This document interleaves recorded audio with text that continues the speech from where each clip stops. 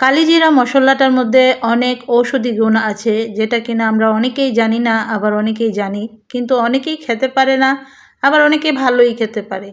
যারা খেতে পারে না তারা কিন্তু এরকম তরকারি রান্না করার সময় যদি দিয়ে দেয় তাহলে কিন্তু খাওয়াও হয়, তরকারির টেস্টও বেড়ে যায়। আসসালামু আলাইকুম, আমি আজকে কালিজিরা দিয়ে ডিমের তরকারি রান্না করে দেখাবো।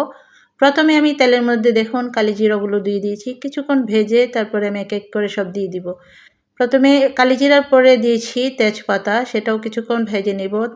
ডিম রান্না করার সময় অন্য কোনো গরম মশলা দেন বা না দেন, তেজপাতাটা কিন্তু অবশ্যই দিবেন। তারপরে আমি এখানে পেঁয়াজগুলো দিয়ে দিয়েছি, এটা কিছুক্ষণ নেড়ে ছেড়ে সাথে দিয়েছি রসুন কুচি, কিছুক্ষণ নেড়ে ছেড়ে একটু ভেজে তারপরে আমি বাকি মশলাগুলো দিয়ে দিব। তাহলে কালিজিরার গন্ধটাও সুন্দর আসবে, তেজপাতার গন্ধটাও সুন্দর আসবে, সাথে পেঁয়াজের গন্ধটাও সুন্দর আসবে বেরেস্তা বেরেস্তা। তারপরে দেখুন আমি এখানে আদা রসুন বাটা অল্প করে দিয়েছি, আমি খুব বেশি দেইনি। তারপরে দিয়েছি এখানে হলুদের গুঁড়া, মরিচের গুঁড়া, জিরার গুঁড়া আর পরিমাণ মতো লবণ। আমরা এখানে কিন্তু ডিম বোনাটা অনেকভাবেই করি, কোনো মশলা না দিলেও হয়, শুধু হলুদ মরিচ জিরা লবণ দিলেও কিন্তু ডিম বোনা খেতে অনেক মজা হয়। সাথে যদি একটু আদা রসুন বাটা দেওয়া হয় তাহলেও আরও মজা হয়। আবার যদি একটু সাজিয়ে গুছিয়ে রান্না করি তাহলে তো কোনো কথাই নেই। আমি আজকে কালিজিরা দিয়ে আপনাদের রান্নাটা দেখিয়েছি, আপনারা অবশ্যই এইভাবে ট্রাই করবেন, খেতে কিন্তু অনেক মজা হয়, কালিজিরার একটা গন্ধ ভালোই লাগে।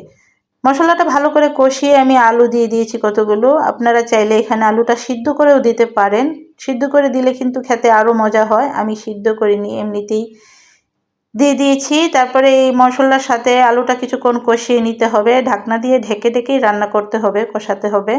দেখুন আমার আলুটা কিন্তু মোটামুটি কষানো হয়ে গিয়েছে। তারপরে এখানে আমি দিয়ে দিব ঝোলের জন্য পানি, পানিটা পরিমাণ মতো দিব, কারণ এখানে বেশি পানি লাগবে না, আলুটা কষানোর সময় কিন্তু মোটামুটি সিদ্ধ হয়ে গিয়েছে। আর আলু ডিমও সিদ্ধ করে রেখে দিয়েছি আগে থেকে, তাই এখানে পরিমাণ মতোই আমি ঝোলটা দিয়েছি, যাতে অল্প একটু জাল দিলে আমার হয়ে যায়। এই যে ডিম সিদ্ধ করে রেখেছিলাম সেটাই এখন দিয়ে দিয়েছি, দেখুন কতটা লোভনীয় লাগছে। আর আপনারা বলতে পারেন আমি ডিমটা কেন ভাজি না, আমার আসলে ডিমটা ভাজা হয় না, ভাজার পরে যে একটা চামড়া হয়, একটা লেয়ার আসে, সেটা আমার ঘরের কেউ পছন্দ করে না, কেটে কেটে দাঁত দিয়ে করে ফেলে দেয়, তাই এটার জন্য আমি ভাজি না। তারপরে দেখুন এখানে কয়টা কাঁচামরিচ দিয়ে দিয়েছি সবার শেষের দিকে, এখানে ধনেপাতা দিলে আরও ভালো হতো, কিন্তু আমি আর দেইনি কারণ বাসায় ছিল না, আপনাদের থাকলে অবশ্যই দিয়ে দিবেন।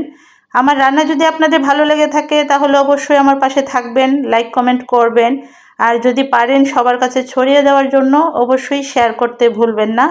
আজকের জন্য আল্লাহ হাফেজ, ভালো থাকবেন, সুস্থ থাকবেন।